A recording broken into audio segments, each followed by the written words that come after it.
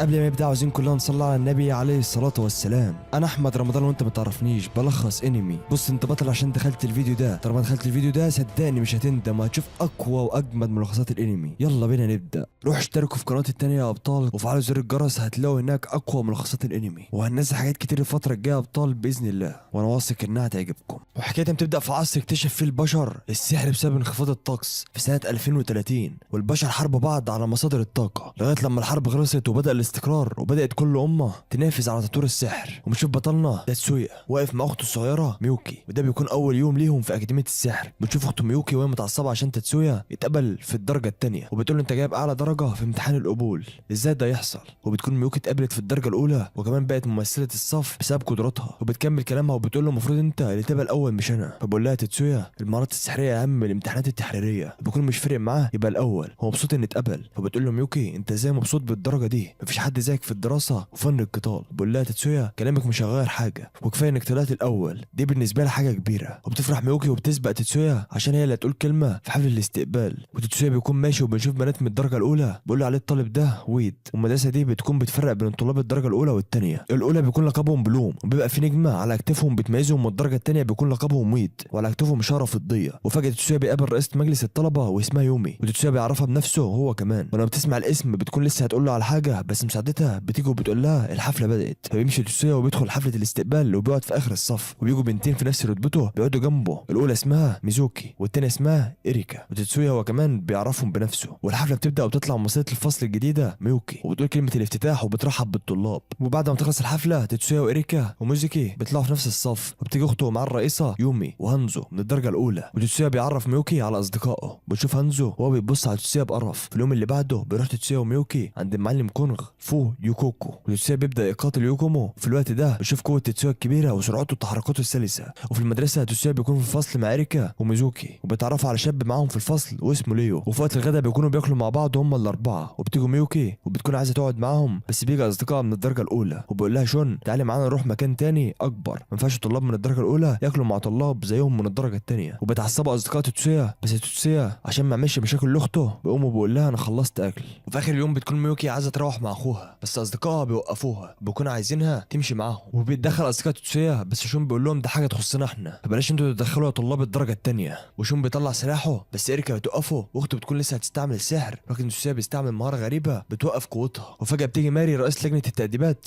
ومعها الرئيسة يومي، وبتقول لهم ماري انتوا لازم تتعاقبوا كلكم عشان استخدمتم السحر داخل المدرسة بغرض القتال مش الدفاع عن النفس. فبيتدخل تاتسويا وبيقول لها احنا ما كناش بنتخانق، احنا كنا بنهزر مش اكتر. وقالت شون معروفة بأساليب التراجع السريعة بتاعتهم، وانا طلبت منه يفرجني الاسلوب ده. فبتقول له ماري طيب، والبنت اللي كانت لسه بتستخدم السحر ده بقول لها ده مجرد سحر ضوئي وما حصلش اي انفجار. فما تقدرش ماري ترد عليه وبتقول له انت باين عليك ذكي جدا. بقول لها تاتسويا انا مجرد طالب عادي من الدرجة التانية. وبتقتنع ميومي رئيسة مجلس الطلاب بكلام تاتسويا، فبتقرر ماري انها ما تعاقبهمش ولكن هتحط عينيها على تاتسويا وتساله عن اسمه. وبعدها شون بيقول لتاتسويا اوعى تكون فاكر انك بكده هتنال احترامي او هبقى مديون ليك، انت برضه اصغر واقل مننا بكتير. وبيسيبه وبيمشي، ولكن بتعتذر له هونوكو اخت شون على الكلام ده وبتشكره ان انقذهم من عقاب اللجنه التاديبيه. وبعدين بيتمشوا وهم راجعين لبيوتهم وبيعرفوا ان تاتسويا عنده القدره على تحليل كل حركات السحر في اجزاء من الثانيه، وبيقدر كمان بالمره دي انه يتنبأ ويعرف تسلسل الحركات هيبقى عامل ازاي، وبفضل ده بيقدر يعمل حركات استباقيه ويبطل السحر مهما كانت سرعته وقوته. وفي اليوم اللي بعده بتشوفهم ميومي وبتطلب من ميوكي وتاتسويا انهم يحضروا اجتماع لمجلس الطلاب عشان عايزه تكلم ميوكي في موضوع مهم. وفعلا بتروح ميوكي وتاتسويا الاجتماع وبتعرفوا ميومي بزمايلها رين ودي امينه الصندوق، ماري رئيسة اللجنة التأديبية ومراقبة الشغب، والسكرتيرة زوسا. وبتقول لهم يومي هانز هو النائب بتاعي ولكنه مش موجود دلوقتي، انا عايز ميوكي تنضم لمجلس اتحاد الطلبة وده عشانها الممثلة بتاعت الدفعة الجديدة. فبتبص ميوكي لتاتسويا على اساس بتسأله عن رأيه، فبيشاور لها انها توافق. فبتصدم لما بيشوفها بتتكلم مع ميومي على انها تعين تاتسويا هو كمان في اللجنة. فبيوصلوا الفكرة وهي ان تاتسويا انضم للجنة التأديبية وده بفضل مهاراته في تحليل حركات السحر، وبكده هيقدر يمنع اي شغب يحصل من الطلاب بسهولة بعد ما بيتوقع حركات السحر ويبطلها. فبيتردد تاتسويا من البدايه ولكن اخته بتشجعه على انه يوافق، وبيقرر انه ينضم اللجنه التأديبيه مع ماري. بعد الاجتماع بيكمل تاتسويا يوم الدراسه عادي وبيتدرب على تطبيقات عمليه على السحر. بيلاحظ زمايله انه ضعيف في المهارات العمليه في السحر، فده بيخلي تاتسويا يتراجع عن قراره في الانضمام للجنه التأديبيه ده بسبب قدراته الضعيفه في تطبيق السحر. وفي اخر اليوم بيروح تاتسويا هو وميوكي لمكتب مجلس الطلاب، وبيبقى في نيه تاتسويا انه ينسحب من مجلس التأديب، ولكن بيشوف هانزو هو بيطلب من ميومي انها تطرد تاتسويا من المجلس بسبب انه طالب من الدرجه الثانيه. تانية، وبكده هيدمر استقرار المدرسه لانه مش هيقدر يمنع الشغب بقوته السحريه الضعيفه دي. فبيدافع عنه اخته ميوكي وبتقول لهانزو ان تيتسويا عنده مهارات في تحليل حركات السحر وبيقدر يمنع ويقاوم اي ضربه بتتوجه له. فبيقول لها هانزو انها بتقول كده عشان تيتسويا اخوها مش اكتر، وكلامها مش مبني على واقع. في ساعتها بيتدخل تيتسويا عشان يدافع عن اخته مش علشان نفسه، وبيتحدى هانزو في مباراه عشان يثبت له ان اخته على حق، مش بتقول اي كلام وخلاص او كلام محبه لانه اخوها. وبتشرف ماري وميومي على المباراه بينهم، وقبل بدايتها بيفكر هانزو في الاستراتيجيه اللي هيستخدمها ضد تيتسويا، بيقول في نفسه ان هزيمته هتكون في منتهى السهوله. وبتعلن ماري بدايه المباراه، وقبل ما يسدد هانزو ضربته بيتحرك تيتسويا بسرعه وبيكون وراه وبيضربه من ظهره بمسدس الاشعه وبيغمى على هانزو، وبتصدموا كلهم من قوته والسرعه اللي كسب بيها هانزو. وبتعلن ماري انتصار تيتسويا، وبيسالوا تيتسويا ازاي غلب هانزو بالسرعه دي، فبيشرح لهم تيتسويا وبيقول لهم هانزو كان ناوي يضربني بموجات سحريه، وانا عرفت ده بمهاراتي في تحليل السحر ومعرفه الحركات اللي بيعملها الخصم قبل ما ينفذ اي تعويذه، فاتحركت بسرعه وراه. ولما عرفت انه هيضربني بالموجات السحريه ضربت بموجه ثلاثيه من الاشعه، وده اللي سبب له فقدان الوعي ولكنه هيفوق كمان شويه. فبيسالوه طب ازاي اتحركت بالسرعه دي ورا هانزو؟ ايه التعويذه السحريه اللي خلتك تعمل الحركه دي؟ فبيقول لهم تيتسويا دي مش تعويذه سحريه ولا سحر اصلا، ده فضل مهاراتي في الكونغ فو لاني محترف فيه من وانا صغير. وساعتها بيفوق هانزو وبيعتذر لميوكي بعد ما اتهمها بمحبه الاقارب. بيعرف ان تيتسويا فعلا عنده مهارات استثنائيه وبيعترف جوه نفسه بكده، ولكن غروره بيخليه ينكر وبيسيبهم ويمشي. وفي اليوم اللي بعده بيروح تيتسويا مع ماري لمكتب لجنه التاديب، وبيتكلموا عن شعور الطلبه لما يشوفوا حد برتبه اقل منهم وهو بيراقب عليهم، وبيفض الشغب لما يحصل بينهم، ولكنها بتقول له انها خلاص واثقه فيه وفي قدراته بعد هزيمته لهانزو. وبيتكلموا هما الاثنين عن العنصريه اللي في المدرسه، وبيحكي لها تيتسويا عن شون وغروره في المدرسه. فبتقول له ماري انها عارفاه وللاسف هو عضو تبع مجلس التاديب معانا. وساعتها بيجي اتنين من زمايله في لجنه التاديب وهما كوتارو وميدوري، وبتقول لهم ماري ان تيتسويا هو زميلهم الجديد ومحدش فيهم يستقل بقدراته، بالذات انه غلب هانزو في ثواني. وبتصدموا هما الاثنين لان هانزو عمره ما اتغلب في مباراه قبل كده، فلما يغلبه طالب جديد مستجد زي تيتسويا يبقى اكيد مهاراته عاليه جدا رغم انه طالب درجه تانية. وبيرحبوا بيه هما الاثنين في فريق لجنه التاديب. وفي اليوم اللي بعده ماري بتجمع فريق لجنه التاديب وتدي لكل واحد منهم منطقه معينه يلاقي فيها اي تحرك ممكن يسبب شغل او قتال غير رسمي بين طلاب المدرسه. وقبل ما يخرج تيتسويا بيشوف شون وبيبص له باحتقار وكره، وبيقول له شون انه مش واثق فيه ابدا وانه ما يستحقش يكون تبع لجنه التاديب. وبعدها بالصدفه تيتسويا بيشوف اريكا والطلاب كانوا بيتخانقوا معاها، فبينقذها بسرعه منهم وبيروحوا مع بعض لنادي تبع المدرسه، وفيه بيتقاتل المشاركين بالسيوف، وده نادي ملوش علاقه بالسحر لانه عباره عن نشاطات اضافيه للطلاب. وهناك تيتسويا بيشوف واحده اسمها ميبو وبتحداها زميلها كريهارا مبارزه بالسيوف، ولكن تكون مبارزه بسيوف حقيقيه. وهنا تاتسو بيحس بالخطر لان دي مبارزه غير قانونيه وممكن حد فيهم يتصاب ويموت، فبيقدر يمنع كريهارا قبل ما يضرب ميبو وبيقبض عليه، وكمان بيبطل السحر بتاع زمايله اللي عايزين يدافعوا عنه ويبلغ الامن عشان يجي يقبضوا على كريهار. وبعدها بيحضر تاتسويا الاجتماع بيقول فيه اللي شافه في الحادثه، وبيكون كاتسوتو من ضمن فريق التحقيق، واللي بيعرف تاتسويا انه من نسل واحد من ضمن 10 عائلات مشهوره بالسحر معروف عنهم القوه السحريه الكبيره. وتاتسويا بيقول له هو ماري على اللي حصل بالظبط، بان اول ما حس ان المبارزه بينهم بقت بجد وبالسيوف الحقيقيه هو راح منع القوه السحريه في سيف كريهار قبل ما هاجم ميبو. وبيوصلوا انهم هيدوا كريهار تحذير لو قرر اللي عمله فهيتفصل من المدرسه. وبالليل بيتعشى تاتسويا مع اخته وزمايله ليو وموزوكي وإريكا، وبيحكي لهم عن الطريقه اللي صد بيها ضربه كريهار، وبيعترف ليهم بانه اخترع تقنيه جديده لابطال السحر مهما كان نوعه. وبيتصدموا كلهم من ده لان ابطال السحر لازم يكون بعناصر نادره اسمها الاتيننت، ودي عناصر مش موجوده غير عند وزاره الدفاع. فبيقولوا ليو وليه ما تسجلش براءه اختراع بالموضوع ده؟ فبرد عليه تاتسويا بان التقنيه دي لو انتشرت فهتستعملها المنظمات الارهابيه وهيستغلوا الاختراع ده عشان يواجهوا الشرطه وينفذوا جرائم بسهوله بدون رضاع. وبيقولوا تاتسويا ان التقنيه بتاعته مبنيه بشكل عام على الجمع بين تحليل السحر وبين مهارات الكونغ فو، وده لانه لما ابطل السحر كريهار فهو كل اللي عمله انه يتعامل مع موقف كانه هجوم قتالي بالكونغ فو، وكمان بمساعده مهاراته في تحليل السحر قدر يسيطر على الضربات ويمنعها. وفي اليوم اللي بعده في المدرسه بيلاحظ تاتسويا ان في حد بيراقبه ولما بيلمحه بيجري منه، ولما كان في الفصل بيكلموا زمايله انه بقى مشهور في المدرسه بانه الطالب الجديد اللي سيطر على النوادي ومنع الشغب فيها بدون ما يستخدم السحر. ساعتها بتيجي ميوكي عشان عايزه تتكلم معاه وبتقول ان في واحده اسمها ميبو عايزه تتكلم معاك. لما بيشوفها بتقول له ممكن نقعد في كافيه عشان عايز اكلمك في موضوع مهم، فبقول لها تسبقه وهو هيحصلها. ولما بتمشي بيقول لميوكي تلاقيها عايزاني انضم النادي اللي هي مشتركه فيه، بس انا طبعا مش فاضل ده. ولما بيقابلها بتعرض ميبو عليه انه انضم النادي، وده زي ما توقع تاتسويا بالظبط. ساعتها بيرفض عرضها وبيشكرها ولكن بيسالها عن السبب،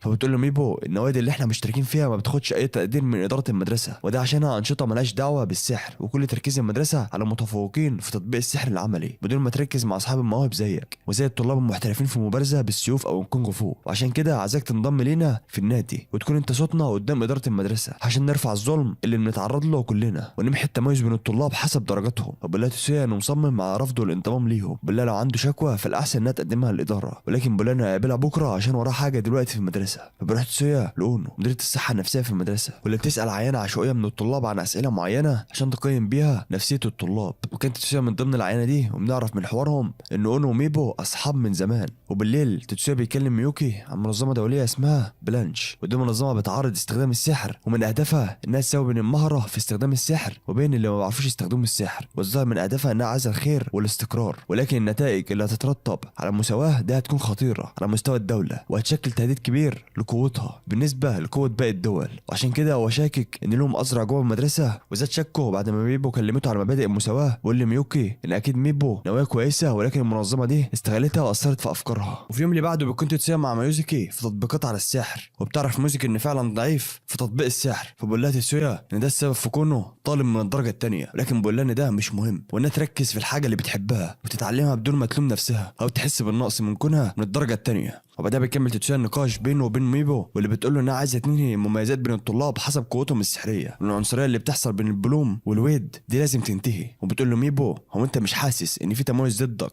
في المدرسه؟ وبقول لها تسويا دي كلها تصرفات فرديه من طلاب عنصريين، واداره المدرسه وقوانينها بترفض كل الكلام ده وبتمنعه بكل الطرق. وكمان اداره المدرسه ما ينفعش تلغي التميز بين الطلاب المتفوقين في تطبيق السحر وبين الطلاب اللي على قدهم، لان ده هيضعف همه المتفوقين وهيحسوا بانهم ما لهمش قيمه في المجتمع ومستواهم هيقل، وبكده قوه الدوله هتنهار لو قدرات شعبها السحريه قلت وضعفت. وبقول لها تسويا ان مش معاها في المبادئ بتاعتها دي، وبيعتذر لها عن رفضه لكلامها. وفي نص اليوم الدراسي بيسمعوا صوت من الميكروفون وفي دعوه عامه لكل طلاب الدرجه الثانيه انهم يتطوعوا الحمله يرفضوا فيها التميز والعنصريه اللي بيتعرضوا ليها، وان اداره المدرسه تعلن المساواه كامله بين الطلاب. وساعتها بيعرف تتسويا ان دي حركه تبع فريق ميبو، وبيعرف هو ماري وكاتسوتو انهم دخلوا اوضه الميكروفون وقفلوا الباب عشان ما حدش يمنعهم من اعلان حملتهم للطلاب. فبيفتكر تتسويا ان معاه رقم ميبو وبيتصل بيها عشان يتفاوض معاها هو ماري وكاتسوتو، وبيوافقوا وبيفتحوا الباب. بيطلع انه فخ كان عامله تتسويا عشان يقبض عليهم، ولكن فجاه بتظهر مايومي رئيسه مجلس الطلبه وبتقول لهم انها تعمل منتدى مفتوح وفي حوار بينها وبين فريق ميبو عشان يوصلوا لحل يرضي الجميع.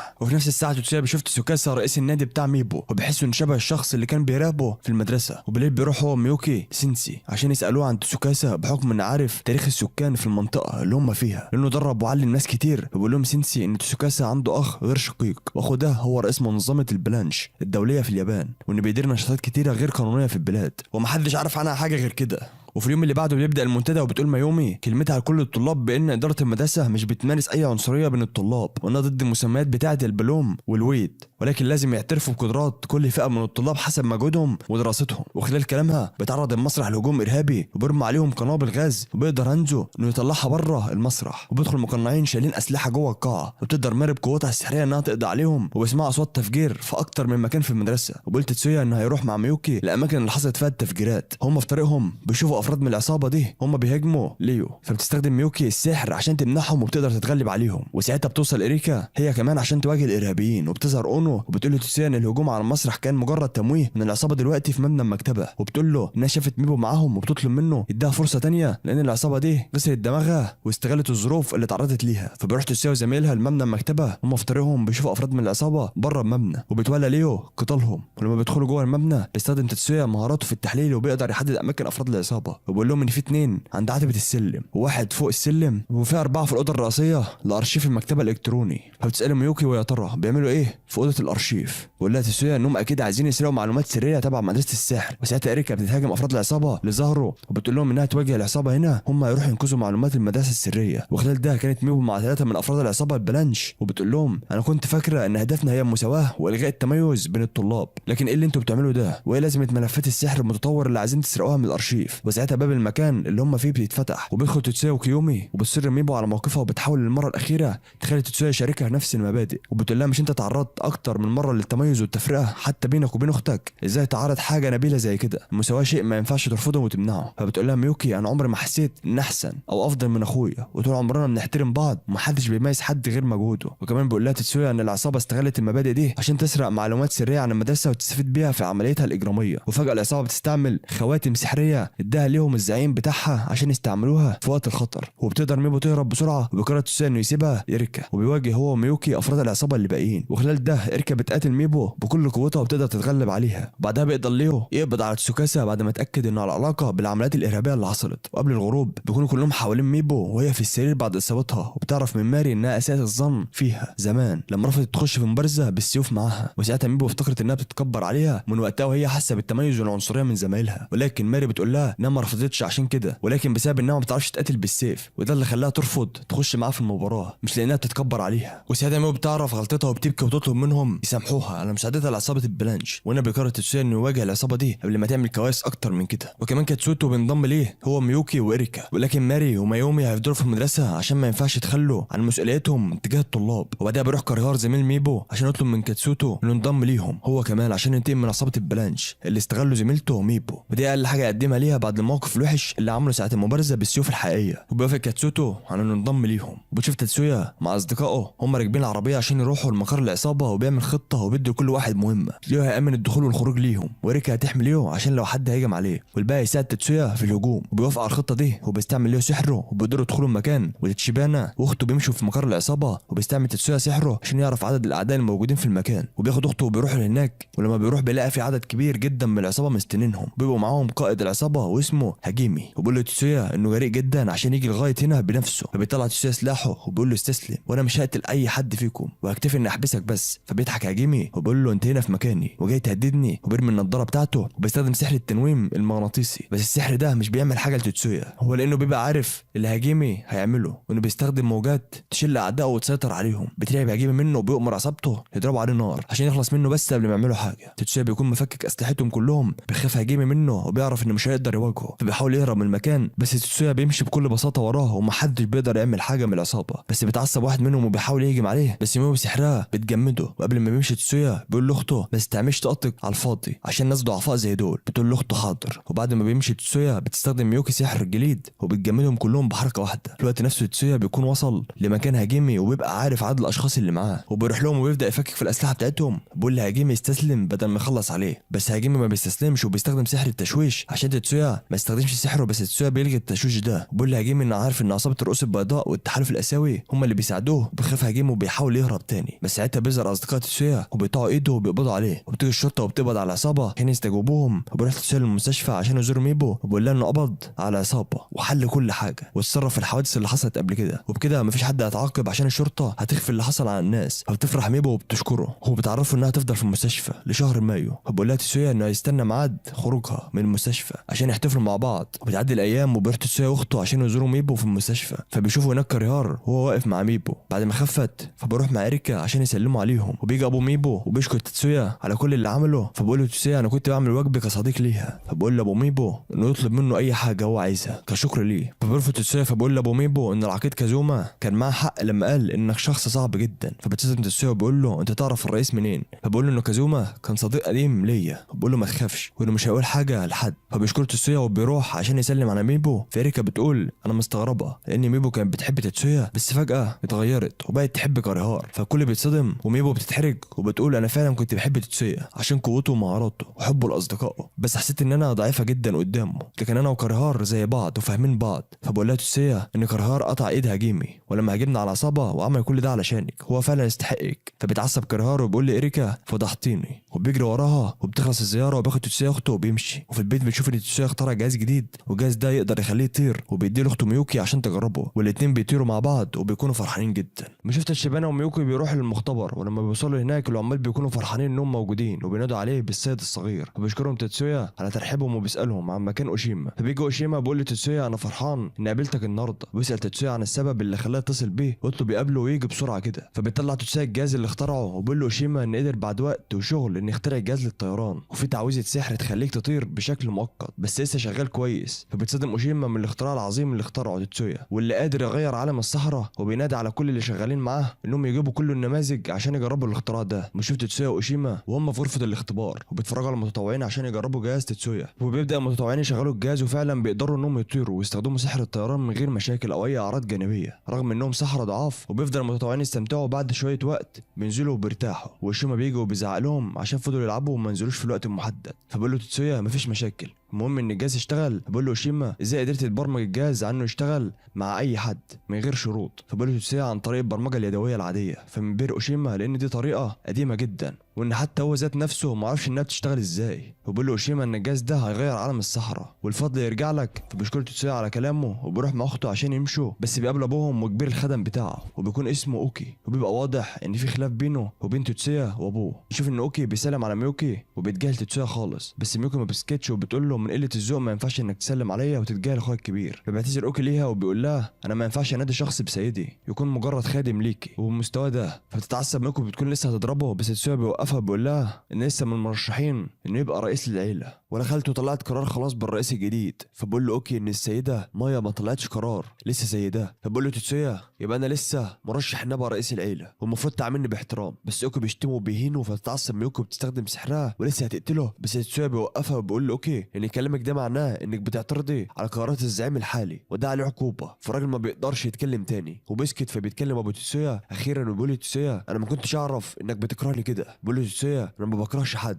وانه بس بيتعامل مع الاشخاص على حسب تعاملهم معاه. وبنروح في المدرسه وبنعرف ان تتسويا اترقى وبقى مهندس برمجه، وده بيعمل طبعا قلق ان شخص من الدرجه الثانيه بيبقى مهندس. وبيعملوا احتفال تكريم لتتسويا وطلاب تانيين، وميوكي بتبقى فرحانه جدا لاخوها تتسويا. وبنشوف موزيكي وهو بتراقب تتسويا وهو بيدرب اصدقائه. فجاه موزيكي بتحس بطاقه كبيره وبتجري ناحيه الطاقه دي، وبتلاقي الطاقه خارجه من غرفه، ولما بتبص بتلاقي طالب بيحضر ارواح سحريه ويبقى اسمه ميهوكو، وبيفقد السيطره على طاقته والارواح بتهجم على موزيكي. بس بينقذها في الوقت ده تتسويا، وبيعرف ان ميهوكو بيحضر سحر ارواح جديده. فبتقول له ميوزيكي ان شكلهم كان غريب وعباره عن اضواء زرقاء. فمنبهر ميوكو انها قدرت تشوف الارواح، لان الميزه دي نادره جدا وممكن الناس تطمع في عيونها، وبيقرروا انهم يخفوا الموضوع ده ومحدش يعرفه. وفي اليوم اللي بعده بنشوف تتسويا بيجهز الطلاب عشان يروحوا للرحله، وفي طريقهم بيلاقوا فجاه عربيه فاقده السيطره وهتخبط فيهم وبكده ممكن يموتوا. فبيحاول السحرة يوقفوا العربيه قبل ما تخبط فيهم، بس مش بيقدروا. وبتستخدم ميوكي سحر الجليد عشان توقف العربيه وبتنجح في كده، والكل بيشكرها انها انقذتهم. بس ميوكي بتقول في نفسها مش السحر اللي وقف العربيه، ده اخويا تتسويا هو اللي سبقني وقدر بسحره انه يوقفها، وسابني انا اللي اخد الشكر ده. وبيرجعوا الطلاب للاتوبيس وبيروحوا للفندق، وميوكي بتسال تتسويا عن العربيه اللي كانت هتخبط فيهم. فبيقول لها تتسويا انها كانت مجرد عمليه انتحار من الدرجه الثانيه وكانت باستخدام السحر. فبتتفاجئ ميوكي وبتقول له انها ما حسيتش باي نوع من انواع السحر. فبيقول لها تتسويا ان السحر كان ضعيف جدا عشان ما حدش يلاحظ، وتم استخدامه بثلاث انواع سحر. الاول اللي قلب العربيه، والثاني اللي وجه العربيه، والثالث اللي خلى العربيه تتجه ناحيه الاتوبيس. وبقول لها ان ده كله حصل من جوه العربيه عشان كده محدش لاحظ حاجه وفاكرينها حادثه عاديه. بتفرح ميوكي وبتقول له انها تركز عشان تبقى زيه. فبقول لها تتسويا انت مش محتاجه ده طول ما انا معاكي، وانها تستمتع بوقتها قبل ما تبدا المسابقه. وبعدها هما الاثنين بيروحوا الفندق وإريكا بيكون مستنياهم، فبيسيبها تتسويا مع إريكا وبيمشي هو. وميوكي بتقول لإريكا انت ايه اللي جابك هنا وانت مش من الناس المدعيين او المشاركين في المسابقه؟ فبتقول لها ابويا خلاني اجي كضيفه شرف. فبتقول لها ميوكي ازاي ابوك دخلك بالسهوله دي فندق معسكر عسكري؟ وبتعرفها إريكا ان ابوها مسؤول كبير. فبترد عليها ميوكي انها كانت فاكره انها مش بتحب حد يعملها بطريقه خاصه عشان هي من عيله كبيره وكده. بتقول لها إريكا صح، بس اهو استفيد بامتيازات العيله وخلاص. وبتيجي ميوزيكي وبتسلم عليهم وبيبقوا فرحانين عشان هيقعدوا مع بعض، بس بتعرفوا ميوكي ان في حفله خاصه هتحضرها الاول بعدها تقعد معاهم. فبتقول لها إريكا انا هتصرف واحضر الحفله دي. وبالليل في الحفله تتسويا وميوكي بيكونوا موجودين، فبيشوفوا إريكا موجوده وتبقى عامله انها شغاله في المكان جرسونه وكده. فبقول لها تتسويا انت بتعملي ايه يا ست؟ فبتقول له إريكا انا قلت اغير شويه واظهر جمالي. بتروح عشان تكمل الشغل وما بتتكسفش. وبيجي اصدقاء ميوكي في الفصل وبيعرفوها ان باقي الفصل بتاعهم موجود هناك، بس خايفين لحسن يجوا ويقفوا مع ميوكي لحسن تتسويا زعق لهم انه الحارس الخاص بتاعها. فبتيجي كانون وبتقول من الغباء انهم يفتكروا ان شخص زي تتسويا حارس. فبيشكرها تتسويا على كلامها ده وبيقول لاخته تروح تقعد مع اصدقائها. وبتيجي إريكا وبيكون معاها ميوكي اللي اجبرته انه يجي معاها هو وليو. فبيسالهم تتسويا هما فين ليو وميوزيكي؟ فبتقول لإريكا انهم مرضوش يبقوا جرسونات فوقفوا في المطبخ. فبروح ميوكو عشان يشيل الاطباق اللي في المكان. فتوتسويا بيسال اريكا عن السبب الحقيقي اللي خلاهم يجوا هنا، فبتقول له اريكا ان اهلهم اجبروهم انهم يجوا هنا عشان يجيبوا معلومات عن الطلاب اللي موجودين. فبقول لها توتسويا تمام انا مش هدخل في شغلك. ونشوف بعدها واحد اسمه ميساكي موجود في الحفله ويبقى مركز على ميوكي ومعجب بيها وعاوز يروح يكلمها بس مستني الوقت المناسب. وبنشوف في الحفله واحده ست بتطلع وبتقول ان رئيس الصحراء مش هيقدر يحضر النهارده، بس توتسويا بيلاحظ ان في واحد وراها فبيعرف انها مجرد وهم، والراجل ده بيبص لتوتسويا وبيعرف انه لاحظ الامر. وبيطلع الراجل ده وبيظهر نفسه وبيقول انا حاسس بالاحباط لان من وسط اقوى مدرستين في السحر 5 بس هم اللي لاحظوا ان ده وهم. يعني لو كان ده هجوم ارهابي كان ال5 دول هم بس اللي هربوا والباقي ماتوا. وبقول لهم حاولوا تتدربوا وتحسنوا مستواكم. فالطلاب كلهم بيسقفوا على كلامه وتوتسويا بيحس بهاله وقوه كبيره جدا جايه من الراجل ده، وبقول اكيد ده هو رئيس الصحراء المؤسس. وبعد الحفله بتروح ميوكي وباقي البنات للحمام السخن وبيفضلوا يتكلموا عن توتسويا والانجازات الكبيره اللي عملها. وبيسالوا ميوكي عن قرابتهم وبتقول لهم ان اخويا بالدم. وبعدها بنشوف ميوكو اللي بيتدرب على تحضير ارواح السحر في الحديقه، وفجاه بيلاحظ 3 اشخاص مسلحين في المكان وبيروح عشان يوقفهم وبيقدر انه يقبض عليهم. وبيظهر توتسويا وبنعرف ان لاحظ الاشخاص دول قبل ميهوكو، ولما ميهوكو وجه تعويذته على الاشخاص دول كانوا هيتفادوا بس هو استخدم التفكيك وعطل الاشخاص لغايه لما ميهوكو يوصل لهم ويقبض عليهم. وميهوكو بيسال توتسويا عن سبب وجوده في الوقت ده هنا، بيقول له توتسويا ان كان هيساله نفس السؤال بس مش مهم، وبيقول له ميهوكو شويه نصايح وان مهما كان عدد الاشخاص اللي بيهجموا فهو هيقدر يوقفهم مهما كانت حالته. وبيعرفوا انه بيضاعف سحر البرق بتاعه بالتعويذات اللي ملهاش لازمه. وبيقول له ميهوكو بس انت ما شفتش حركتي غير مره واحده بس، فما ينفعش تحكم على طول كده وتعمل نفسك فاهم في كل حاجه. فبقول له توتسويا انه بيعرف كل حاجه من اول نظره، فما بيقدرش ميهوكو يتكلم وبيروح عشان يجيب الامن ويقبض على الاشخاص دول. وفي اليوم الثاني بنشوف ان المسابقه بدات ومدارس السحر بيتنافسوا على مين هي افضل مدرسه سحر في اليابان، وبيكون عدد المدارس 9 وبتجهز فرقه البنات نفسها عشان اول منافسه وبتكون التزلج السحري على الماء، وبتكسب المدرسه الاولى بتاعه توتسويا وبيتم استدعاء توتسويا وبيكون العقيد كازوما وبيبدا يتكلم عن الاشخاص اللي قبض توتسويا عليهم امبارح. بيقول ان كده في حد بيستهدف المجلس القومي، وبيقول لتوتسويا ان لازم يخلي باله ويمنع اي حادثه تحصل. فبقول لتوتسويا تمام، وبيروح توتسويا عشان يتفرج على باقي المنافسه وبيكون وصل نص النهائي، وبتكون الرئيسه هي اللي بتنافس في لعبه التصويب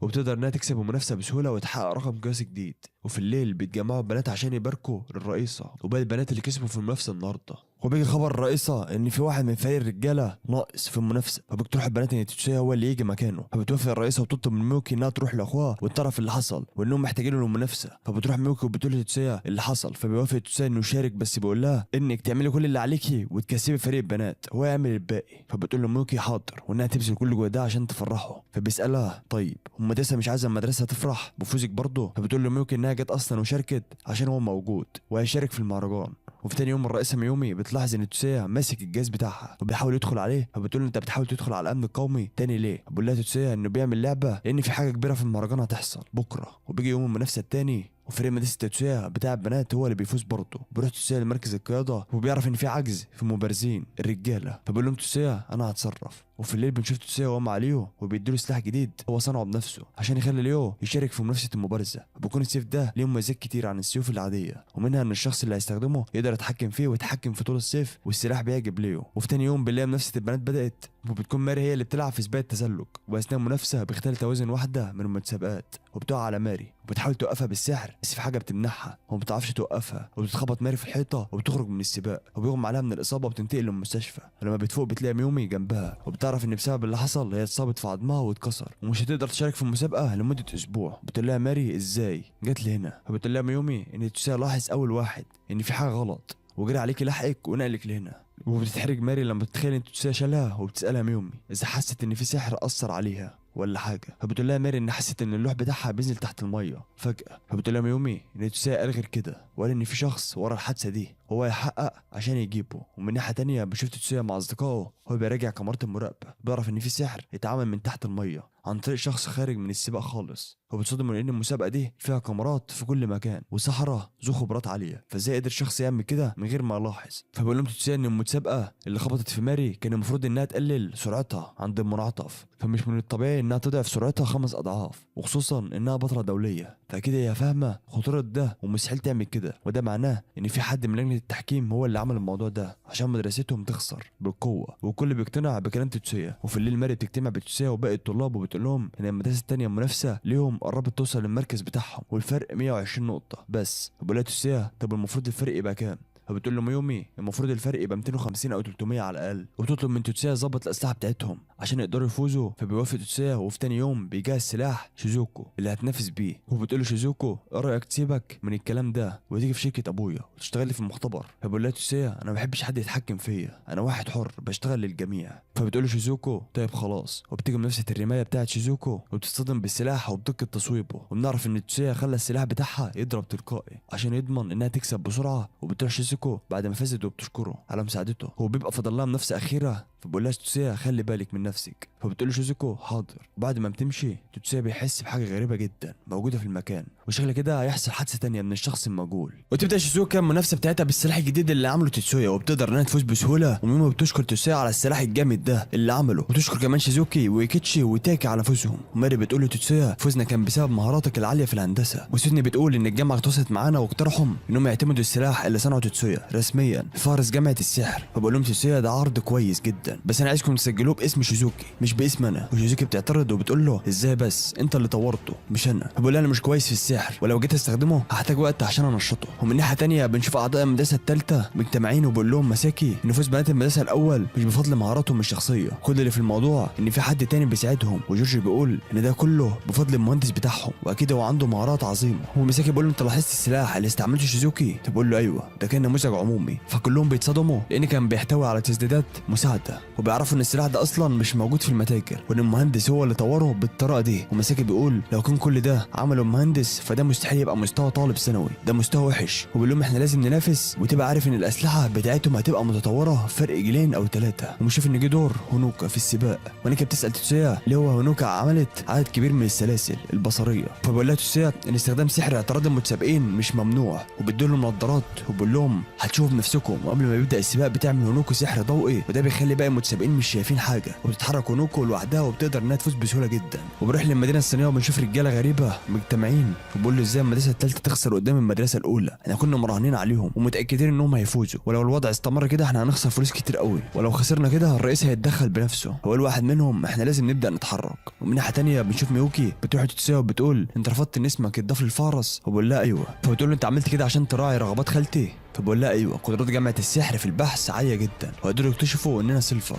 وطبعا ده اليوتسوبا تعبوا لغايه لما خافوا معلوماته، وانا دلوقتي ما عنديش القدره الكافيه وصحيح ان انا اقدر اغلب خالتي مواجهه وجه لوجه، بس لو انا هزمتها بالمستوى ده دلوقتي فهكون عاجز حاليا ان انا اسيطر على العائله. فبتعيط ميوكو وبتحضنه وبتقول له انا هفضل جنبك على طول. وفي اليوم اللي بعده بيكون دور شيزوكا في المواجهه، وكالعاده بتقدر بسرعتها انها تفوز، ويبقى كده فاضل ميوكي. وبتيجي ماري والرئيسه ميومي عشان يشوفوا المنافسه بتاعتها. بتستخدم ميوكي مهاره اسمها انفيرنو، وبترعب بقى الخصم بتاعها، وبتقدر انها تفوز بكل سهوله. وفي اليوم ده بيعملوا حفله بمناسبه فوزهم، والكل بيقول ان مهاره انفيرنو ده حتى سحره الطراز الاول بيواجهوا صعوبه في استعمالها. وبنشوف البنات كلهم حوالين توتسويا، والكل عمال يقولوا ان توتسويا كانت كل دي افكاره، والكل بيتمنى ان توتسويا يبقى المهندس بتاعه. ومن ناحيه تانيه بيكون صاحبنا موريساكي غيران وبيبص لتوتسويا بحقد، وبيقول لاصدقائه احنا لازم نفوز ومنافسه بكره، وانا هثبت ان البلوم اعلى قدره من الويد. ونشوف مساكي وجورج راحوا يقابلوا توتسويا، وجورج بيقول لتوتسويا انا اول مره اسمع بيك بس دلوقتي، عمري ما هنسى اسمك ده، وانت افضل مهندس استثنائي هنا. فبقول توتسويا لميوكي روح انت استعدي. وبقول لجورج احنا هننافس في حدث بكره. فبقول له توتسويا حدث بكره للاسف مش هشارك فيه. فبيمشوا، وبقول له مساكي متشوق لليوم اللي هنافس فيه اللعيبه بتوعك. بعد كده بتبدا المنافسه بتاعت هونوكو، وطبعا الكل بيكون لابس نظارات عشان ما يحصلش زي المره اللي فاتت، بس هونوكو بتفاجئهم المره دي بتستعمل الوهم وبتقدر انها تفوز. وتبارك لهم الرئيسه ميومي على فوزهم، وبتقول لهم ان اللجنه شافت مهاراتكم وقدمت عرض لينا ان ميوكو وشيزوكي وكيشي يفوزوا بالمركز الاول من غير ما ينافسوا تاني. بس شيزوكا بترفض وبتقول انها عايزه تواجه ميوكي في منافسه حقيقيه، فساعتها بترفض ميوكي هي كمان. وفي اليوم اللي بعده بتكون منافسه المره دي بين ميوكي وشيزوكا. بتستخدم ميوكي سحر الجليد بتاعها، ما بتقدرش شيزوكي انها تسبب اي ضرر، ولكن بتستخدم شيزوكا سلاح السي دي اي. وبتفهم ميوكي وبتقول انها قدرت تتقن الاسلوب ده، وبتستخدم شيزوكا طاقه ميزر الضوئي، ودي بتكون تعويذه من مستوى عالي جدا. وتصدم الرئيسه ميومي انها بتتقن الاسلوب ده، بس ميوكي مش بيهمها وبتقول ان هي ساسكا، وبتستخدم مهاره نيفلهايم، ودي بتبقى تعويذه تجميد بنطاق واسع جدا. وبتستخدم كمان مهاره انفيرنو، وبتقدر انها تفوز على شيزوكا. وبتكون شيزوكا في غرفتها حزينه، بس بتيجي صديقتها هونوكو وبتهون عليها. وبروح لتوتسويا اللي بيفتكر مساكي وبيقول انه من 3 سنين كان في معركه، وساعتها شارك فيها مساكي وكان عنده 13 سنه، واستخدم سحر التمزيق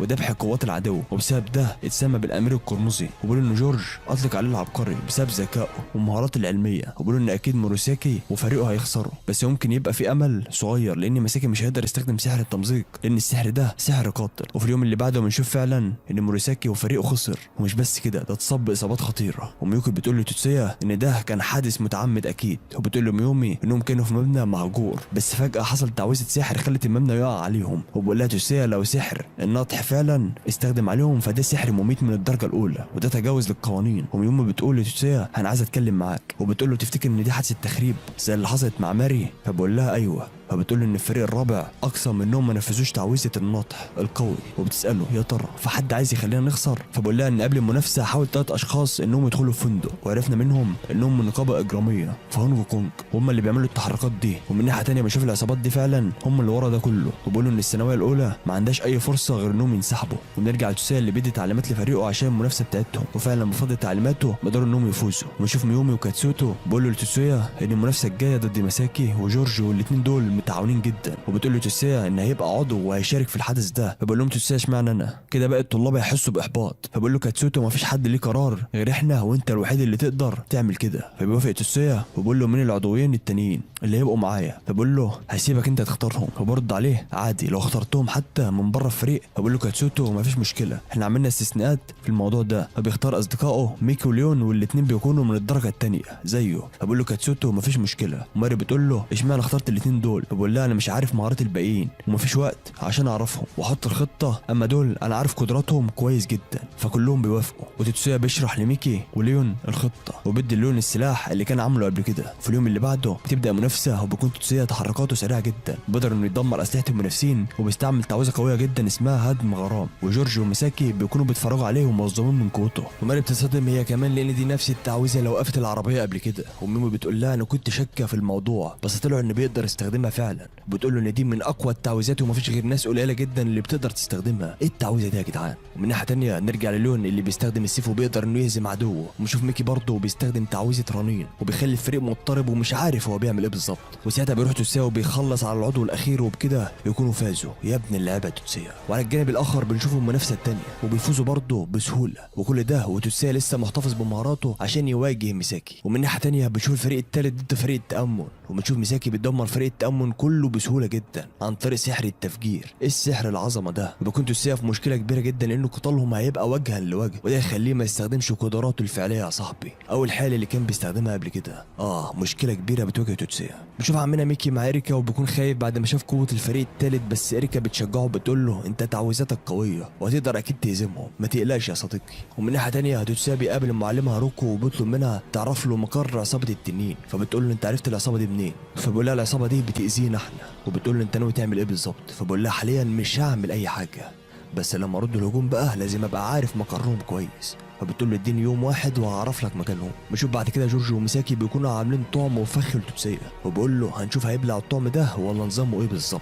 وميساكي بيقول له ان مش هيبقى عنده اختيار غير انه ينفذ مهاره الهدم بتاعته. بقول له جورج وده يخلينا نفوز بالحدث ده. نرجع لعمال توتسويا وبيدي لميكي وليون رداء وبقول لهم الرداء ده انا حاطط فيه دوائر سحريه وبالطريقه دي هنقدر نصد سحر الرصاص بتاع جورج وده مش مخالف ابدا للقوانين اللي هم حاطينها، يعني احنا في الامان يا ابطال. بعد كده بيروح يتدرب وبقول ان مواجهه الاثنين دول في الوقت نفسه هتكون صعبه جدا وحتى لو مساكي هو خصمي الوحيد فانا مش واثق ان انا هقدر اهزمه. اما ميكو بتقول له النهارده توتسويا يوم النهائيات وانا واثقه ان خصمك هيكون قوي جدا وانت كمان مش هتقدر تقاتل بقواك ومهاراتك كلها، بس انا واثقه ان محدش يقدر يهزمك وعارفه انك قد اي قوه ما تخافش هتعملها ان شاء الله يا بطل. واخيرا بيجي يوم المنافسه وكل طبعا بيضحك على اللبس بتاع ليون وميكي. وشيباتا لما بتركز في لبسهم بتقول لإريكا ان اللبس بتاع ميكي ده حواليه ارواح. وميساكي بتقول انهم عرفوا نقطه ضعف جورج بس جورج بيقول لهم ان مش حته قماش هتوقف سحري، اكيد هو عنده سحر سري. الواد ده ما طلعش سهل ابدا يا ابطال. بيحضر المباراه رئيس مؤسس السحر كودو وبيساله واحد انت جيت هنا بنفسك؟ فبقول له كودو في واحد هنا انا جاي بالذات علشانه،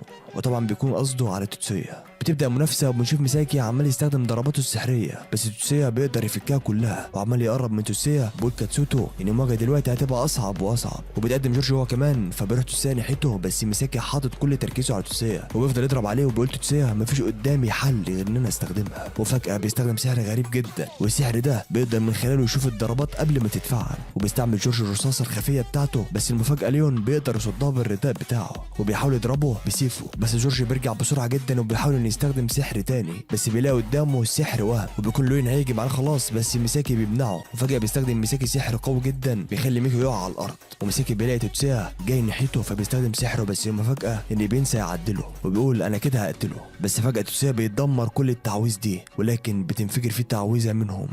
ايه الحظ ده يا توتسويا. وكل بيشوف اللي بيحصل ومرعوب وبيفتكروا انه مات. بس فجاه توتسويا بيستخدم تعويذه سحر غريبه جدا وبيرجع جسمه تاني في اقل من ثانيه، وباشاره واحده منه بيعمل رنين قوي جدا بيخلي ميساكي مش قادر يتحرك وبيفقد وعيه. بس من قوه السحر دي اللي استخدمها توتسويا بتخليه ينزف، والكل في حاله من الصدمه ومش عارفين ايه اللي بيحصل بالظبط. واللي حصل حاجه مش متوقعه يا ابطال، وهي ان توتسويا نسخ نفسه وبدل جسم تاني بجسمه الحقيقي. يا ابن اللعيبه والله اسطوره يا توتسويا. على الجانب الاخر بنشوف جورج بيحاول على الاقل انه يهزم ميكي، بس ميكي بيستعمل سحره وبيقدر انه يهزمه هو كمان، وبكده بيفوز الفريق الاول في المنافسه القويه دي. كميه عظمه يا ابطال لا توصف الصراحه. نشوف العصابه اللي اتكلمنا عليها وهم متجمعين وبيقولوا لو فازت الثانويه الاول ساعتها هنخسر 100 مليون دولار. فبرد عليه واحد تاني وبيقول له انت هتستسلم وخلاص، احنا كاننا كده بنستنى نموت من غير ما نعمل حاجه. فبقول له التالت احنا لو خسرنا الفلوس دي مش هيخلونا حتى نموت بسهوله. فبقول له طالما الموضوع وصل لكده فلازم نتصرف باي اسلوب طالما مفيش دليل علينا. فبقول له الشخص ده معاك حق فعلا، احنا هنخلي الثانويه الاولى تنسحب من حدث الميراج وهيكون حظهم حلو لو ما ماتوش. وبنشوف توتسويا مع اخته ميوكي وبقول لها انا حاسس ان في مشكله هتحصل، وبتقول له ميوكي تفتكر ان ممكن يحصل حاجه تاني. فبقول لها لسه ما عرفتش هدفهم وما عنديش اي دليل، بس بقول لها مهما حصل انا هحميكي. وفي اول مباراه بيكون دور كاو وبتبدا مباراه وبتكون شباتا قلع النضاره وبتستخدم قدره عينيها عشان تساعد توتسويا وتشوف لو في ارواح زي ما حصل مع ماري ولا لا. وفجاه بيحصل حاجه في جهاز كاوا وبتفقد السيطره وبتقع من فوق وبيتم نقلها للمستشفى. وبتلاحظ شباتا اللي حصل وبتتصل على توتسويا وبتقول له جهاز السي اي دي بتاع كاوا شفت ناحيته ارواح وبتنفجر. فبقول لها توتسويا فهمت. ميكو بتقول له ايه اللي حصل؟ فبقول لها الحادثه اللي حصلت من شويه ممكن اقدر اعرف سببها ايه. فبتقول له زي ما توقعنا في حد هو اللي ورا الحوادث دي. فبقول لها توتسويا روحي جهزي انت لمباراتك. وبتكون ميوكي خايفه على توتسويا بس هو بيطمنها وبيقول لها انا اروح افحص السي اي دي بتاعك قبل المباراه. وبيروح عند موظف الفحص ولما الموظف بيفحصه بيشوف توتسويا ان الموظف بيخرب السي اي دي فبيمسك فيه وبيرميه على الارض. فبقول له انت فاكر اننا ما لاحظناش اللي انت حطيته في الجهاز ده؟ وبقول له اعتقد كمان ان كل الحوادث دي مش بسببك انت بس. وبيكون الموظف مش عايز يقول حاجه ولسه توتسويا هيستخدم سحره، بس بيجي الرئيس كودو وبيسال توتسويا ايه اللي حصل. فبقول له ان تم تخريب السي اي دي اللي بتستخدمه مدرستي من طرف الشخص ده، وكنت لسه هستجوب على مين اللي عمل كده. وبياخد الرئيس الجهاز وبيقول له كلامك صح، وحد حط في الجهاز دوده الكترونيه ودي بتعطل الانظمه وبتخليها تخرج عن السيطره. وبيستجوب الموظف وبعد كده بياخدوه يحبسوه، والرئيس بيقول له ارجع للمدرج. وبقول له كمان انا عايز ابقى اتكلم معاك بس بعدين. وبتبدا المباراه بتاعت ميوكي وكالعاده بتقدر انها تفوز فيها. ومن ناحيه تانيه العصابه بيعرفوا ان هدفهم في المباراه التانيه الوصول للنهائيات، وبيقترح واحد منهم انهم يعملوا مشكله تلغي المباراه. وبيقول له انهم ممكن يستخدموا مفعل لقتل 100 او اكتر عشوائيه من الجمهور عشان المباراه تتلغى. وبيقول ان العميل رقم 17 هيقدر انه ينفذ المهمه دي. وواحد منهم بيقول انه راجل خطير ولو شلنا القيود من عليه يقدر يقتل اكتر من 200 واحد بايده بس. وبيشيلوا القيود فعلا عن الراجل ده وبيهجم على واحد واقف، بس الشخص ده بيكون قوي جدا وبيبعده بعيد، والشخص ده بيكون اسمه ناجي. وبيجي صديقه بيقوم رقم 17 وبيجي مع ناجي تاني، بس ناجي بيقدر يوقفه بسهوله وبيرميه تاني على الارض. وبيقول لصديقه ساعدني عشان نخلص على الراجل ده. وبتيجي صديقتهم التالتة كيوكو وبتستخدم ابره الرعد عليه وبتخليه يفقد الوعي، وبنعرف انهم من قوات اليابان. من ناحيه تانيه بنشوف توتسويا بيقول رغم ان محاولتهم فشلت بس ما كنتش اتوقع انهم يوصلوا للمرحله دي. وبيقول الظاهر كده انهم دلوقتي مش مهتمين للي هيحصل. وبتبدا المباراه وبتستخدم ميوكي سحر الطيران والكل بيكون مصدوم من اللي بيحصل. وبتفوز ميوكي تاني وبفتكر توتسويا كل الحوادث اللي حصلت وبيقول انا لازم احمي ميوكي مهما حصل. وشفت توتسويا مع المعلمه هاروكو وبتديله الخريطه بتاعه العصابه، وبعدها بيركب توتسويا مع كيوكو وبتقول له مين دي؟ فبقول لها دي عاملها في الامن العام. ومن ناحيه تانيه بنشوف الرئيس كودو راح للرائد بتاع توتسويا وبقول له الرائد ايه سبب زيارتك؟ فبقول له انا حاسس بالفضول ناحيته. فبقول له تقصد مين؟ فبرد عليه وبيقول له قاصد توتسويا شبيه الولد اللي انت اخدته من عائله يوتسوبا من 3 سنين ابن 100. وبيكمل كلامه وبيقول اكيد انا هبقى عارف حتى لو 100 ومايا طلبتين عندي مؤقتا. فبقول لها الرائد طالما كده فلازم تعرف ان عائله يوتسوبا ما تنزلتش عن مطالباتها بتوتسويا. فبقول له كودو مش شايف ان ده هدر للموهبه بعيدا عن مساكي ابن عشيره الشيجو. فبقول له توتسويا يبقى اصل قيادي في قوات بلدنا السحريه. فبقول له تفتكر ان صح نسيب موهبه نخبه زي دي لمهمات حراسه الشخصيات خاصه بس؟ فبقول له الرائد هو انت عايز تضعف عائله يوتسوبا. فبقول له كودو بالمعدل ده عائله يوتسوبا هتبقى قويه جدا، ممكن كمان يتفوقوا على عشيره الاسياد العشره نفسهم. فبقول له الرائد من ناحيه القوه القتاليه فعائله يوتسوبا اقوى من عشيره الاسياد العشره فعلا. فبقول له كودو بس ده مش كفايه، استخدمت عائله يوتسوبا سحرتهم كالاسلحه بالاضافه لافراد العائله نفسهم. فبقول له الرائد انا عارف انك قلقان على تيتسويا ليه، بس تيتسويا بقى فعلا من احد اصول قوتنا الغاليه. وبقول له بصفه ان تيتسويا ملكيه للجيش فهو فعلا اقوى من ميساكي. وبقول له ان تعويذته السحريه اشبه باسلحه تدميريه لازم نقيدها بعده طبقات، ويكون صعب عليه ان احنا نكلفه مسؤوليه التحكم بكل ده لوحده. هو شفت تيتسويا راح لمقر العصابه وبتكون العصابه جوه، بيقول له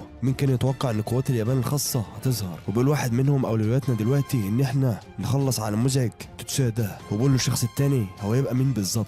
برد عليه احنا ما عندناش اي فكره عن اصله، ومفيش معلومات عن افراد عائلته او اي حاجه بخصوصه. وشفت تيتسويا واقف على السطح بيضربوا عليهم نار من بعيد، وبيقتل الحارس بتاعهم وبيتصل عليهم وبيقول لهم ازيكم يا عصابه التنين واعضاء فرع اليابان الشرقي. فبيقولوا له انت تبقى مين بالظبط؟ فبقول لهم انا عايز اشكركم على اليوم ده اللي عند جبل فوجي، وانا جيت عشان ارد الخدمه دي. وفجاه السقف بيطلع نار غريبه وبيقتل الحارس التاني وكلهم بيكونوا مرعوبين منه، وبيطلع واحد منهم موبايل عشان يتصرف بس تيتسويا اللي بيرد عليه وبيكون متحكم في الغرفه كلها، وبيقتل واحد منهم تاني وبيكلموا واحد منهم وبيقول له ارجوك كفايه احنا مش هندخل في البطوله تاني. فبقول له تيتسويا البطوله هتخلص بكره. فبقول له مش البطوله بس احنا نسحب جماعه التنين من اليابان خالص. فبقول له تيتسويا انت عندك السلطه عشان تتكلم كده يا هونج. فبقول له هونج انا مستشار الرئيس ومش هتجاهل اللي انا بقوله. فبيساله تيتسويا ايه اسم رئيسك؟ وبيقتل واحد تاني منهم. فبقول له اسم الرئيس هو ريتشارد. فبقول له تيتسويا اسمه الاصلي في الدوله ايه؟ فبقول له سن ولا منغ. فبقيت تيتسويا شخص تاني ومش بيبقى فاضل غير هونج. وبقول له احنا ما قتلناش حد، ليه بتاخد ارواحنا؟ فبقول له سواء قتلته او ما قتلتوش ده ما يهمنيش، انتوا خليتوني اغضب لما حاولتوا تاذوا اختي ميوكي. فبقول له هونج انت شيطان مش بشري. فبقول له تيتسويا بفضلكم خرجت القوه الشيطانيه دي اخيرا،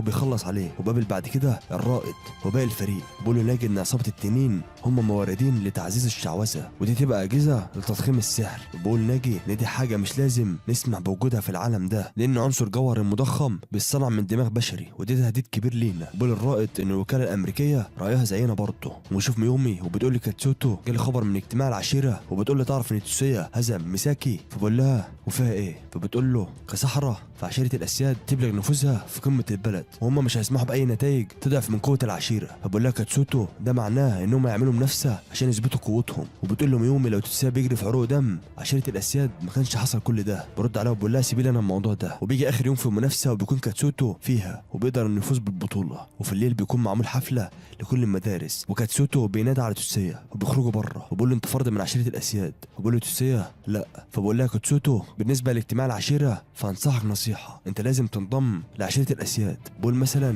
ميومي. فبقول له تيتسويا تقصد انها تجوزها؟ فبقول له ايوه. فبرد عليه تيتسويا بعكسك انت والرئيسه ميومي فانا مجرد طالب مدرسه ثانويه. بقول له بس حقيقه انك هزمت ميساكي اللي هو القائد التاني للعشيره فده خلى فيه مشكله اكبر مما تتوقع. وبقول له ما ينفعش تبقى واحنا لوقت طويل. ومشوف المحقق تشيبا ومساعده اناغاكي بيقول لهم بلاغ ان في اجانب غير شرعيين بيقربوا من الشاطئ بسفينه بضاعه. فبيروحوا هناك بسرعه وبيحاصروا المجرمين وبيخلصوا عليهم وبتكون السفينه هربت خلاص بس اناغاكي بيقدر يوقفها بقوته وبيطير ناحيه السفينه بس بيكونوا باقي المجرمين هربوا. بنشوف المجرمين دول وهم خارجين من نفق وبيقابلوا واحد اسمه زو. ومن ناحيه تانيه في مدرسه السحر تدخل ميوكي على تيتسويا وتساله هو مركز في ايه. فبقول لها دي وثيقه عن اللوح الزمردي وبقول لها ان الحجر ده بيشتغل كمحفز في التعويذات اللي بتحول المعادن العاديه للمعادن الغاليه والحجر ده لتفعيل التعويذه دي. بقول لها كمان ان حجر الفيلسوف ده عنده القدره على تخزين السلسلات السحريه. وبيسال ميوكي انت كنت عايزه حاجه مني؟ فبتقول له اتشهار بتدور عليك عشان تتكلم معاك عن مسابقه الاطروحه اللي هتبدا. وبيروح تيتسويا لغرفه الهندسه وبتكون اتشهار موجوده وبقول له مدير الهندسه ان مسابقه الاطروحه دي هتكون مسابقه كتابيه بين المدارس التسعه وبطلب منه ينضم للفريق. وبقول لي احنا اصلا كنا هنضم اتشهار ويسوري وهيراكو بس هيراكو مريضه. وبيفتكر تيتسويا ساعتها لما هيراكو اتصابت في المسابقه والمدير بيقول له اتشهار هتعرفك اكتر وبيسيبهم وبيمشي. وبقول لها تيتسويا مش المفروض بتختاروا عن طريق التقديم بس انا ما قدمتش. بتقول ان انت اختار شخص مناسب. فبقول لها تيتسويا بس الاعضاء اللي قدموا هيتقبلوا ده. وبتقول ان سكيمتو مش هتقبل وبكون عضو من اللجنه التأديبيه وتعرفوا اتشهار انهم مش متفقين مع بعض وبيسالها الموضوع هيبقى عن ايه، فبتقول له عن القابليه الفنيه لمفاعل الاندماج النووي للسحر، التحكم بالجاذبيه، والمشروع ده تتسويا بيكون مهتم بيه جدا. فبتقول له اتشهار ان ما فاضلش وقت كتير على المسابقه، عشان كده انت انسب شخص يخلص المهمه دي. فبيوافق تتسويا ينضم ليهم، وبتقول له اتشهار هشرح لك على مسابقه، المسابقه دي هي كمان مكان لطلاب بالمدرسه الثانويه عشان يعرضوا ابحاثهم عن نظريه السحر وهندسه السحر، وبيتم ادخال العروض لفارس السحر. المسابقه السنه دي هتكون في مركز المؤتمرات في يوكوهاما. وبيروح تتسويا وميوكي البيت، بيلاقوا في واحده اسمها سايوري، ودي بتكون مرات ابوهم. وبيقعد تتسويا معاها وبيقول لها جيت هنا ليه؟ بتقول له انا عايزه مساعدتك ومختبر البحوث، وبتوري له قطعه اسمها دمنه، ودي بتكون اثار مقدسه. وبيقول لها تتسويا استخرجتوها امتى ومنين؟ وما بتعرفش ترد عليه. وبيقول لها قوات الدفاع هم اللي بعتوها، وبيكونوا طالبين منهم مضاعفه حجر الدمنه ده. بيقول لها تتسويا ده مستحيل يحصل. فبتقول له سيوري احنا ما نقدرش نرفض. فبيقول لها تتسويا بس لازم قوات الدفاع يعرفوا ان ده مستحيل يضاعفوا الدمنه دي. فبتقول له انا عرفت ان الدمنه تقدر تخزن سلسلات السحريه، وبتقول له ان احنا عندنا امل اننا ننجح بسحرك. فبيقول لها تتسويا حتى لو استخدمت سحري ومستحيل تتضاعف. فبتمشي سيوري من المكان وبيطلع وراها تتسويا عشان لو حصل مشكله، وفعلا بيلاقيها فاقده الوعي في عربيتها، فالناس هيهجموا عليها بس تتسويا بيقدر يهزمهم كلهم. وفجاه بيلاقي حد بيضربه بالرصاص، فبيعالج نفسه وبيقدر يحدد القناص وبيخلص عليه. وبيروح تتسويا بيعرف الرائد اللي حصل، لان القناص اللي ضربه ما استخدمش اي سحر وكان بيضربه من مسافه بعيده جدا وده مستحيل. فبيقول ان احنا هندور في الموضوع ده، ومشيف تتسويا مع اخته وبيكون قبل انه يشتغل على الدمنه دي. وبيقول لو الدمنه دي فعلا بتقدر تخزن سلسلات السحر فنقدر ننشر اسلحه السحر من غير استعمال السحر. ومن ناحيه تانية بنشوف منظمه، وبيقول واحد منهم للقائد محاوله سرقه الدمنه فشلت. بيقول للقائد لو الدمنه بتقدر تخزن سلسلات السحر ودينا ناخدها فقوه السحر العسكريه للتحالف الاسيوي هتزيد. وبيقول لازم ناخد الدمنه دي مهما حصل. وفي اليوم اللي بعده بيحاول حد يخترق كمبيوتر تتسويا ويسرق المعلومات، بس تتسويا بيقدر يحل المشكله وبيقابل هاروكو بيسالها وفي منظمه الايام دي بتبيع وتشتري مستندات السحر. فبتقول ان حصل شويه قواضي غير قانونيه في يوكوهاما. بيكون تتسويا مع يسوري وكانوا بيلاحظ ان في حد بيراقبهم، بيطلع فعلا ان في بنت بتتجسس عليهم وبتطلع تهرب بسرعه، وكانون بتجري وراها وبيحاول يسوري يوقفها بسحره، بس البنت بتستعمل ادوات سحريه وبتقدر تهرب. بنشوفوا منظمه وبنعرف ان البنت دي تبعهم، والقائد بيقول لهم عرفوني تحركات سيوري المسؤوله عن الدمنه. فبيقول له واحد انها كانت في بيت اولاد زوجها السابق، وبيقول لهم القائد عايزكم تراقبوا الاثنين دول. وبيؤمر واحد اسمه لو ان يتولى المهمه دي. وفي المدرسه بيقابل تتسويا اصدقائه وبتقول له شيباتا ان في حد بيراقبنا. وبعد المدرسه بيروحوا مع بعض المطعم وبيحس ان في حد ماشي وراهم. وبرضه بعد ما بيدخلوا المطعم بتستاذن إريكا وليون وبيخرجوا بره، وبيكونوا عاملين خطه وبيحاسوا الراجل اللي كان ماشي وراهم وبيقدروا يوقعوه، بس هو بيقول لهم انا مش عدوكم. وبيطلع ان جاسوس وبيقول لهم ان مدرستكم هي احد اهداف الشرق اللي بيسعوا ورا الهندسه السحريه. وفجاه بيطلع سلاح وبيخليهم مش عارفين يتحركوا، وبيقول لهم حذروا اصدقائكم وحتى لو في المدرسه فحذروا برضه. وبيقدر انه يهرب، بس فجاه حد بيستدرجه في مكان غريب بيكون له من المنظمه وبيخلص عليه في دقيقه وبيحرق جثته. وفي المدرسه بنشوف اتشهار وفريقها بيجربوا المشروع بتاعهم وبتنجح المرحله الاولى. وبتلاحظ ميبو ان في بنت واقفه وبتنقل المعلومات، وبتكون البنت دي هي نفسها اللي كانت ماشيه ورا تتسويا في الاول. بتهرب البنت بسرعه وبتلحقها ميبو وإريكا وليون، وكون الجهاز اللي في ايديها ده عباره عن لاسلكي لاختراق كلمات السر، وبيحاولوا يكلموها بس هي بترمي عليهم قنبله ضوئيه وبتبقى عايزه تهرب، بس ليون بيهجم عليها وبيفقدها الوعي. وبنقولها العياده وكانون بتكون هناك وبتقول لهم مش بالغتوا شويه في الموضوع.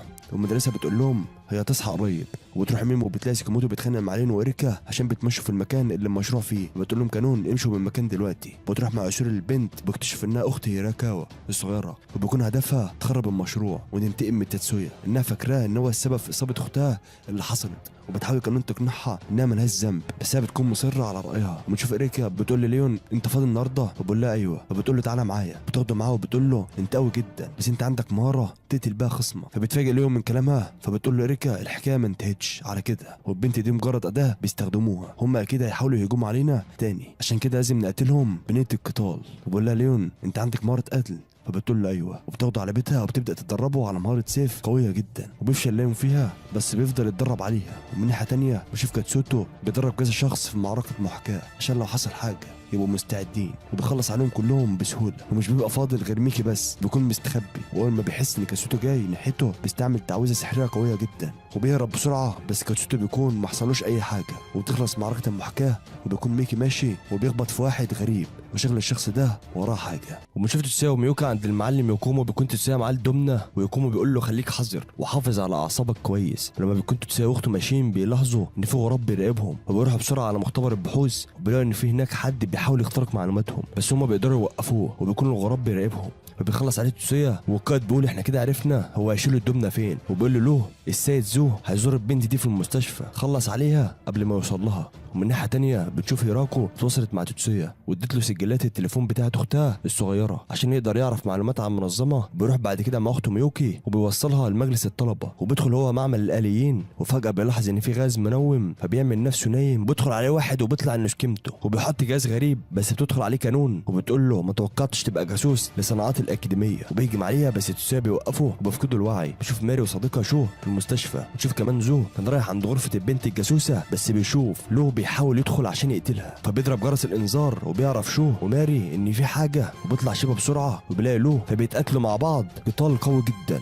وبيقدر شو انه يجرحه، وبتيجي ماري هي كمان وبترمي عليه قنابل، فبيجري بسرعه وبيهرب. وبتقول له ماري مين ده؟ وبيقول لها ده ساحر تابع لقوات التحالف الاسيوي. بنروح له بيبلغ القائد بتاعه ان سكيمته فشل في مهمته واتقبض عليه، فبقول له تخلص منه بسرعه. وبتشوف ماري راحت عشان تستجوب سكيمته ومعاها توتسويا وميومي، وبتدخل ماري وبتقول له هدفك كان ايه؟ فبقول لها الدمنه. وفجاه بيرن جرس الانذار وبيكون دخيل وبيفهموا انه بيستهدف سكيمته، والدخيل ده بيكون له. وماري بتقول لتوتسويا ان يحمي ميومي وهي هتتصرف، وبتهجم عليه وبيكون قوي جدا وبيقدر انه يتفاداها. بيروح ناحيه توتسويا وميومي بس توتسويا بيقدر يصيبه باصابات خطيره جدا، وبتيجي ماري من وراه وبتستخدم سحرها وبتفقده الوعي. وبنشوف قائد المنظمه شين بيروح للسيد زو بيقول له ان له اتقبض عليه وبيطلب منه يخرجوه من السجن، فبيوافق زو. ومن ناحيه تانية بنشوف اتشهار بتروح لتشاكي المستشفى وبتقول لها اللي انت بتعملي ده مش هيفرق مع توتسويا في حاجه، وبتقول لها انت درجاتك عاليه وانت في الهندسه تقدري تتفوقي على توتسويا، فليه ما تستغليش موهبتك دي؟ وبتسيبها وبتمشي. وبيجي اليوم اللي هيتعمل فيه المسابقه وبتكون هاروكو موجوده هناك، وبتشوف كيوكو وهي داخله غرفه توتسويا، وبتشوف كيوكو بتقول له خلصنا البدله المتنقله اللي قلت عليها، وبتقول له كمان ان الحادثه دي لسه ما انتهتش. وبعد ما بيخلصوا بيخرج توتسويا وميوكي وبيقابلوا في طريقهم مساكي، بيكون هو عضو من الامن، وبعد ما بيسلم عليه وجين ماشين مساكي بيقول توتسويا هستناك المره الجايه. ومن ناحيه تانية كيوكو بتروح تقعد مع هاروكو وبتقول لها انت بتتصرفي بوفاء ناحيه مهمتك، بس الاحسن نحترم حدود بعضنا، وبتسيبها وبتمشي. وهاروكو بتفهم انها بتهددها واكيد في حاجه ورا توتسويا، وكيوكو بتسطر عليه. وبنشوف كيوكو دخلت الغرفه وبتصدم لما بتعرف ان لو قدر يهرب من السجن. ومن ناحيه تانية بيروح هانزو وكيريهار لكاتسوتو وبيعرفوا ان في حد كان بيسيطر على عقل كاسيميتو، وكاتسوتو بيسالهم انت حاسين ان في حاجه غريبه في المسابقه؟ فبقول له هانزو انا جيت هنا الاسبوع اللي فات عشان اشوف المكان، بس النهارده في اجانب كتير قوي. وكاتسوتو بيقول لهم البسوا سترات واقيه من الرصاص، وبيبلغ كل الامن انهم يلبسوا سترات واقيه من الرصاص برضه. وبنشوف زو وشين وهم مراقبين المكان وفي عربات كبيره جايه ناحيه مكان المسابقه. ومن ناحيه تانية بتبدا المسابقه واتشار بتبدا تشرح المشروع، والكل بيكون متفاجئ من النتيجه. بياخدوا استراحه 10 دقائق. جوجي بيقابل توتسويا وبيقول له مشروعكم جميل جدا بس احنا مش هنخسر. وفجاه بيحصل زلزال في المكان،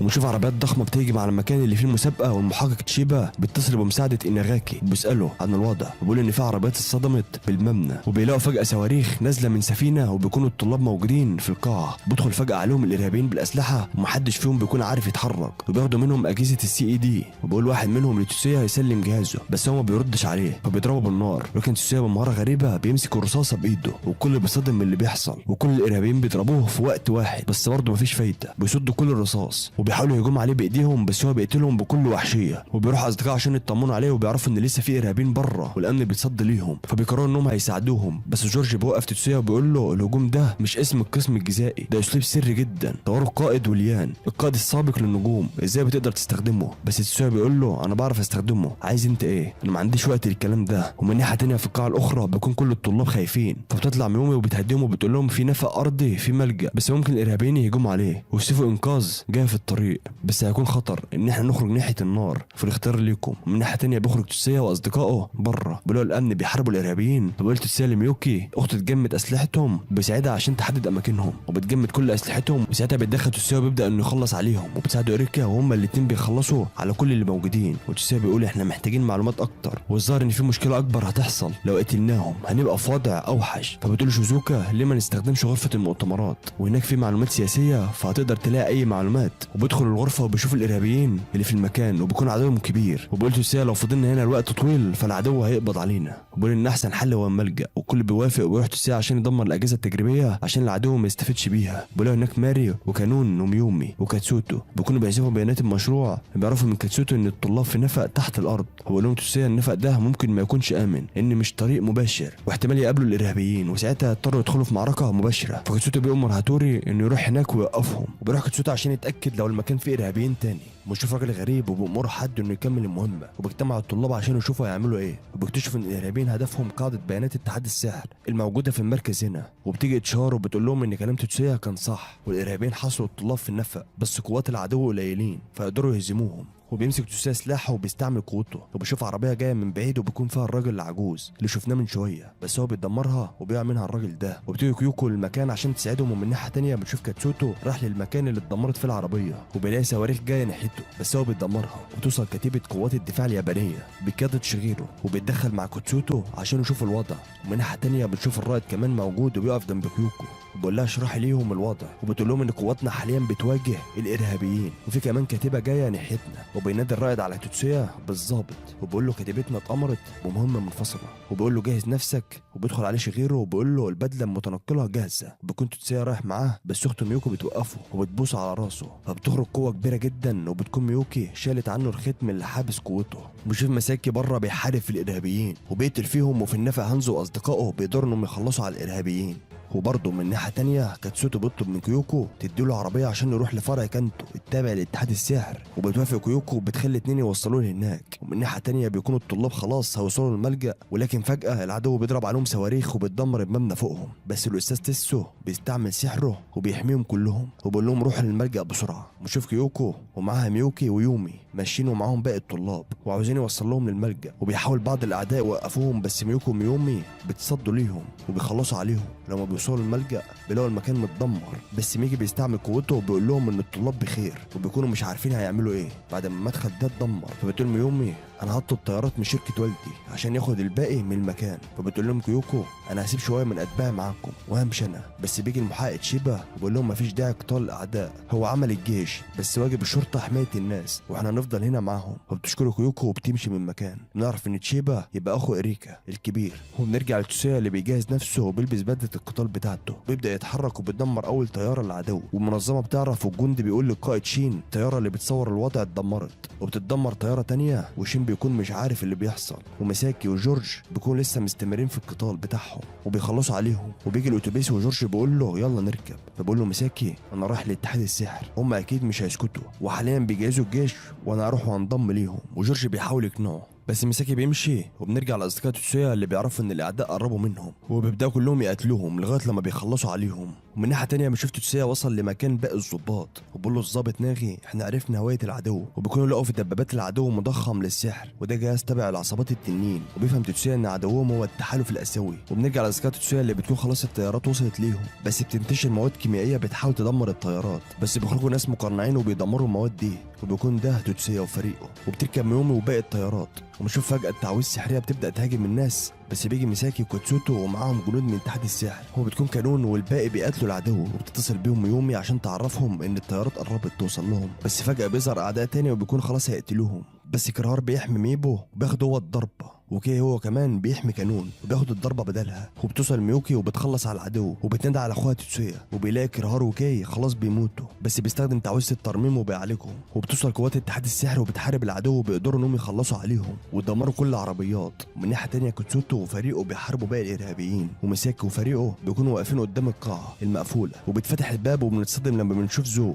بيسلم الارهابيين لمساكي وبيسالوا مساكي انت مين، فبقول له انا زو جين، وبقول مساكي انه من الممالك الثلاثه، وبقول له زو احنا ملناش علاقه بالاعداء، وبيشكروا مساكي انه قبض عليهم. ومن ناحيه تانيه بتكون ميومي واصدقائها راكبين الطياره، وبيكون كريهار وكي مش عارفين اللي حصل وازاي عاشوا، وبيسالوا ميوكي هو ده سحر الشفاء، فبتقول لهم لا، وان اخويا راجع بالزمن 24 ساعه قبل الحادثه ونسخ جسم كريهار وكي وربطه بالحاضر، والكل بيتصدم من المهاره المدهشه دي. وكانون بتقول يعني يقدر يشفي الاف الناس، وبتقول لهم ميوكي مش بالسهوله دي، اخويا بيدفع الثمن بتقول لك ايه، انت لما كنت بتتألم واخويا رجع بالزمن وفي اللحظه اللي كان بيرجعك فيها هو حس ب 150 ضعف المك، ومنشف شين ولو وعدد من جيشهم رايحين ناحيه مركز السحر، وبتنزل ماري وإريكا وليون عشان يقتلوا لو، بس لو بيكون قوي جدا وبيقدر انه يهزمهم بسهوله، وبتيجي ميومي من وراه وبتسيبه بسحرها وبتخليه يفقد الوعي. ومن ناحيه تانيه بيقدر شين يدخل المركز عن طريق سحر الاختفاء، بس ميوكي بتكون مستنياه وبتجمده في مكانه. وبنرجع لتوسيا وفريقه اللي بيكون خلاص قدروا يهزموا عدد كبير من العربيات، بس في سفينه بتقدر تهرب وبيكونوا هيفجروها، بس الرائد بيوقفهم وبيقول لهم لو فجرتوها دلوقتي فباقي السفن اللي تبعنا في البحر هتنفجر معاها. فبيعملوا خطه وبيروح توسيا المقر القياده وبيجهزوا سلاح سري تبعهم اسمه الماتيريال، وبيمسكوا توسيا وبيحددوا على السفينه وبضربه واحده بيخفوا وجودها. وكوكو بتعرفهم ان التحالف الاسيوي بيجتمع في ميناء شنغهاي. ومن ناحيه تانيه بنشوف ميوكي روحت البيت ووصل لها اتصال من خالتها مايا، بتقول لها يبقى تعالي انت وتوسيا القطر. فبتقول لها ميوكي لما اخويا يوصل البيت هعرفه. وبنشوف توسيا وهو بيتدمر السفينه التانيه الخاصه بالتحالف، وبكده بتنتهي المهمه والاعداء كلهم بيموتوا وتوسيا بيرجع البيت من تاني. وبنشوف الخادم بيقول لمايا جالنا رساله من الرائد كازاما ان جاي عشان يشوفك الاسبوع الجاي. فبتقول له مايا خلينا نجيب ميوكي وتوسيا اليوم ده برضه. وبس كده يا ابطال، يا رب يكون القلم عجبكم. يا ريت كلنا يا ابطال قبل ما نمشي نصلي على النبي عليه الصلاه والسلام. كان معكم احمد رمضان، اشوفكم في فيديو جديد. السلام عليكم.